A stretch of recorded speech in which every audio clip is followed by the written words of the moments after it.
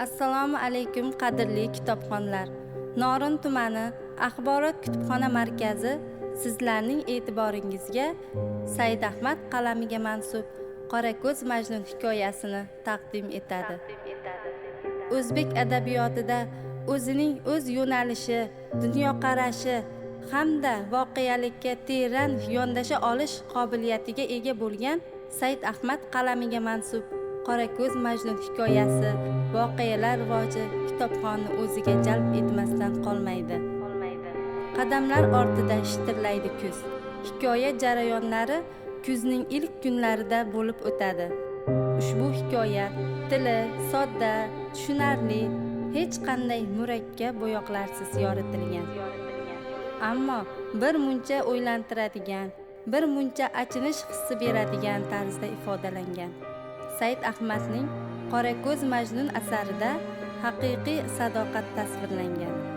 Hikoyada Saodat ayaning bir necha farzandlari bo'ladi. Eridan erta ajralgan Saodat aya ham ota, ham ona vazifasini bajaradi. Hikoyada Saodat ayaning 32 yil orziqib kutgan, duo qilib armiyaga kuzatgan o'g'li Bo'rixon qaytib kelishini intizor bo'lib kutishi, hatto duolari ijobat bo'lib qaytib kelganida qanchalar iztirobga tushib qolgan bechora onaizor tasvirlangan. Yillar davomida kutgan o'g'li o'z otasini, onasini unutgan, o'z tilini unutgan manfur kimsa edi.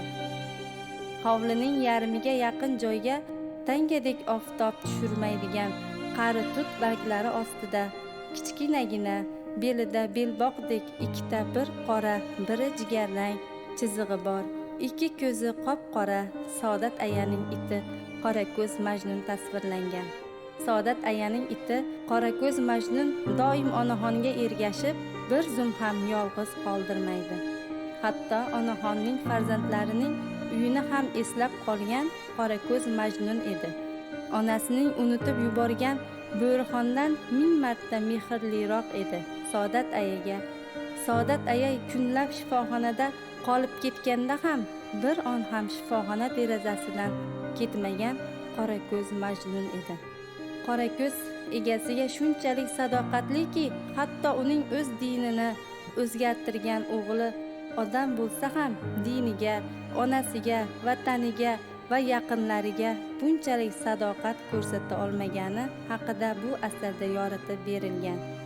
Hikoyada 2 marotaba turmush qurib ham o'z baxtini topmagan Qumri obrazi ham kitobxonlarda qiziqish uyg'otadi.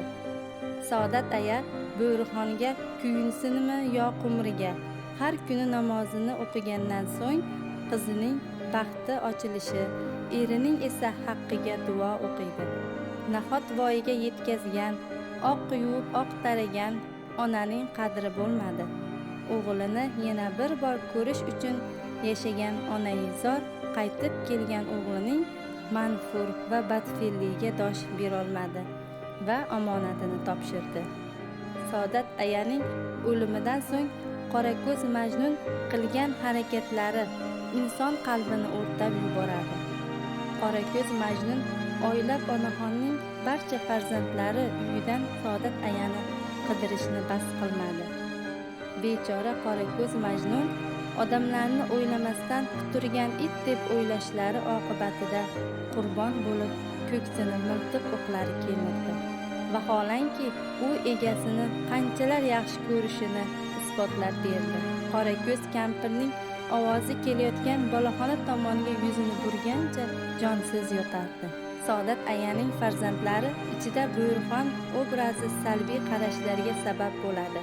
Muallif bu obraz orqali voqealar rivojiga nisbatan kitobxonni salbiy qarashga chorlaydimi yoki har qanday insonni o'z taqdiri, sevgan inson uchun kurashish kerak ekanligini uqtiradimi? Ham ota, ham ona bo'lib farzandlarini ulg'aytirgan Bo'rixonning tarbiyasida xato va kamchiliklarga yo'l qo'ydimikan? Ushbu savollarga javob olishni istasangiz, asarni o'qishingizni tavsiya etaman.